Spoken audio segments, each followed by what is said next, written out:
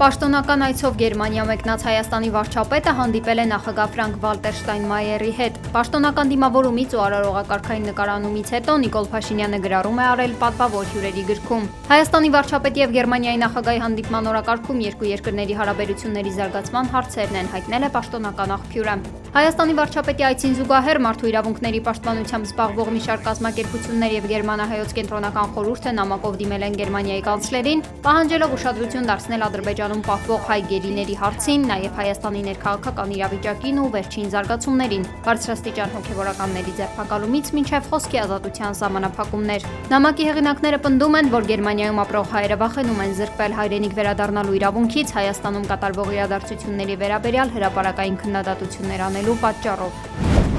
Եվրամիություն-Հայաստան ռազմավարական օրակարգ փաստաթղթի ստորագրումից մեկ շաբաթ անց Ադրբեջանի արտգործնախարարությունը հայտարարել է, թե այդ փաստաթուղթը մեջբերում հակասում է Ադրբեջանի հետ խաղաղության օրակարգին։ Պաշտոնական Բաքուն անընդունելի է համարում Լեռնային Ղարաբաղից տեղահանված հայերին փախստական որակելը, պնդում, թե այդ մարդիկ Հայաստան են տեղափոխվել կամավոր, հրաժարվելով ինտեգրման պլանից։ Ադրբեջանը բողոքում է, որ Բաքվի բանտերում պահվող հայերին Երևանն ու Բրյուսելը անվանում են գերեվարված անձինք։ Փաստաթղթում տեղ գտած միջազգային դատարանի վճիռների կատարման կոչը Բաքուն ընկալում է որպես Հայաստանի դատական հայցերի միակողմանի պաշտպանություն։ Փաստաթուղթը աջակցություն է հայտնում հայկական խաղաղության խաչմերուկ նախագծին, սակայն որևէ հիշատակում չի պարունակում TRIP-ի մասին, ինչից նույնպես դժգոհ է Ադրբեջանը։ Վաշինգտոնում Հայաստանի եւ Ադրբեջանի նախաստորագրած խաղաղության համաձայնագրի նախագծի 7-րդ հոդվածով կողմերը պարտավորվում են սահմանին երրորդ ուժեր չտեղակայել։ Մինչդեռ Եվրամիություն-Հայաստան ռազմավարական փաստաթղթով Բրյուսելն ու Երևանը առաջնահերթություն են համարում առաքելության պահպանումը,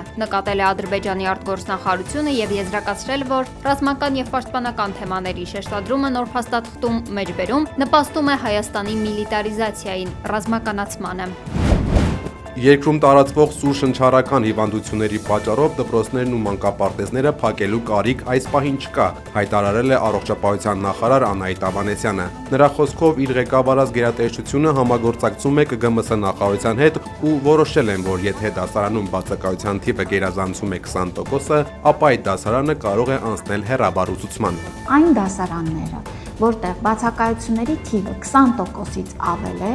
այս դասարանները կարող են անցնել հեռավար ուսուցման։ Մենք մեր կրթության գործընկերների հետ ամենօրյա կապի մեջ ենք եւ այս հետ մոնիտորինգի արդյունքներով դասարանները ինքնուրույն կարող են անցնել հեռավար դասապրոցեսի, որ մի կողմից պաշտպանենք մեր երեխաների առողջությունը եւ հնարավորություն տանք, որպեսզի վարակի այդ դպրոցներում կոնկրետ իջնի թվաքանակը, բայց մյուս կողմից էլ չխաթարենք ընդհանուր հանրապետությունով դասապրոցեսը։ Թրամփի ուղու հարցով աշխատանքային խմբերը մինչև տարեվերջ կանցկացնեն առաջին նիստերը, հայտնել է Հայաստանում ԱՄՆ դեսպան Քրիստինա Քվինը ու նշել, որ այժմ ԱՄՆ-ն աշխատում է Հայաստանի կառավարության հետ Թրամփի ուղու եւ Վաշինգտոնյան հուշագրերից բխող անելիքները մշակելու եւ դրանք իրականացնելու համար կառույցներ ստեղծելու հարցով։ Այժմ ձևավորվում են երկու միջկառավարական աշխատանքային խմբեր, որոնք ուղղորդելու են հուշագրերի ու Թրամփի ուղու իրականացումը։ Դեսպանի խոսքով Թրամփի ուղին կմիացնի Հայաստանը համաշխարհային շուկայի հետ։ Հապկում Հայաստանի սառեցված կարգավիճակի վերաբերյալ որոշումները կայացվում են միայն Երևանում եւ կազմակերպության գործընկերները հարգում են դա, հայտարարել է Հապկի պաշտպանության մշտական հանձնաժողովի ղեկավար Անատոլի Վիբորնինը ու նշել, որ Հայաստանի վրա ճնշում չկա, քանի որ Հապկը աշխարհում միակ կառույցն է, որտեղ որոշումները կայացվում են բացառապես կամավոր հիմունքներով։ Ռուսաստանը ընդլայնում է Հայաստանում իր ապատեգատվական արշավը, հայտարարել է Եվրամիության արտաքին գործերի եւ անվտանգության քաղաքականության բարձր ներկայացուցիչ Կայա Կալասը Եվրոպական խորհրդարանի արտաքին գործերի հանձնաժողովի արտահերթ նիստում։ Կալասի խոսքով հաջորդ տարվա ընտրություններին ընդառաջ Ռուսաստանը եւ նրա վստահված անձինք ուժեղացնում են ապատեգատվական արշավները նաեւ Հայաստանում, բերելով Մոլդովայի օրինակը, Կալասը հիշեցրել է, որ այս տարվա գլխավոր թիրախը հենց Մոլդովան էր, բայց այն դարձել է լավագույն ապացույցը, որ Ռուսաստանի սպառնալիքները կարելի է հաղթահարել։ Առաջին նախագահ Լևոն Տեր-Պետրոսյանը իր առանձնատանը հանդիպել է Հայաստանում Ռուսաստանի դեսպան Սերգեյ Կոպերկինի հետ։ Խոսել են հայ-ռուսական հարաբերությունների մասին, դրանց զարգացման ու ամրապնդման հեռանկարների մասին։ Արմավիրի արևիկ գյուղի տներից մեկում վաղ առավոտյան տեղի է ունեցել պայթյուն, կատ ուժած, նրան տեղափոխել են բժշկական կենտրոն, հայտնել է ներքին գործերի նախարարությունը։ Ըստ նախնական տվյալի պայթյունի պատճառը եղել է խոհանոցում գազի արտահոսքը, պայթյունի ալիքից մասամբ փլուզվել է տան միջնապատը։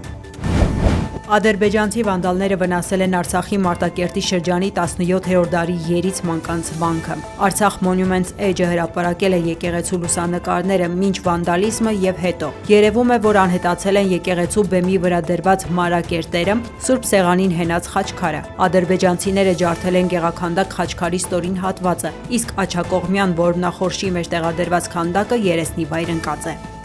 Վրաստանի պետական համալսարաններում 2026 թվականից կրթությունը լիովին անվճար կլինի, հայտարարել է Վրաստանի վարչապետ Իրակլի Կոպախիձեն։ Նոր օրենքը վերաբերում է եւ բակալավրիատին եւ մագիստրատուրային։ Վրաստանի վարչապետը շեշտել է, որ ավելի վաղ իրենց կառավարությունն անվճար է դարձրել նաեւ նախադպրոցական եւ դպրոցական կրթությունը։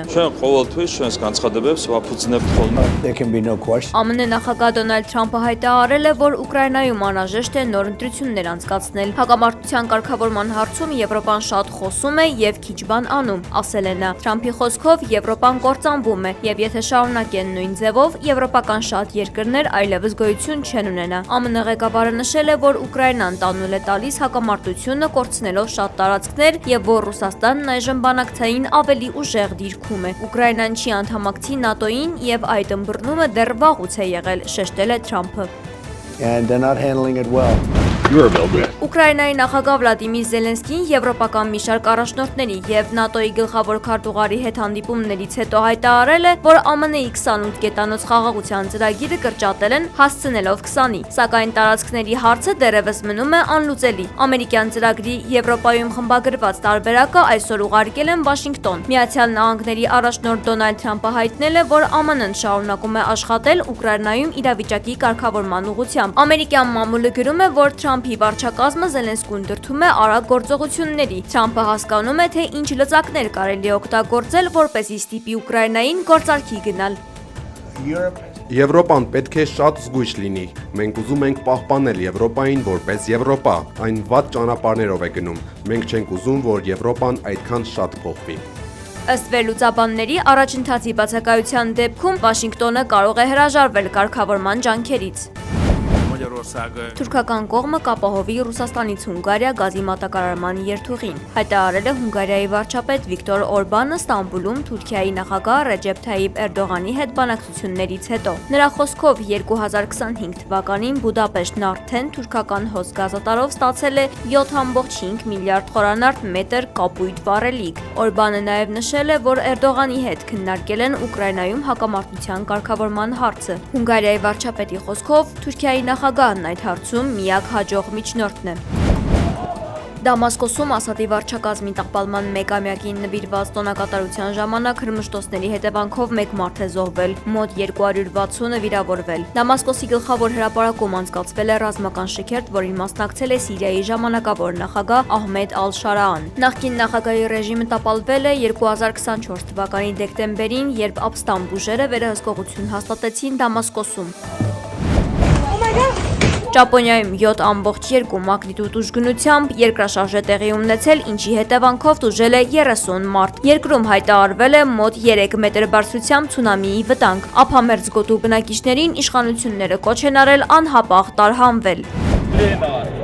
Ռուսաստանի Վոլգոգրադ քաղաքում 22-ամյա երիտասարդը շտապ օգնության մեքենա է գողացել։ Ոստիկանները մի քանի անգամ կրակել են սկզբում օդ, իսկ հետո անիվներին, վարորդին կանգնեցնելու համար։ Մեքենան արգելակելուց հետո պարզվել է, որ վարորդը եղել է ոչ սթափ վիճակում։ Եվրախորհրդարանը հետաքննություն է սկսել Google-ի դեմ, քանի որ ընկերությունն օգտագործում է YouTube-ի եւ մի շարք սոցցանցերի օգտատերերի անձնական տվյալները իր արհեստական ինտելեկտի աշխատանքը բարելավելու համար։ Հանրահայտ կազմակերպությունն օգտատերերին անգամ չի վճարում։ Google-ին սպառնում է տուգանք համաշխարհային շրջանառության տարեկան մինչև 10%-ի չափով։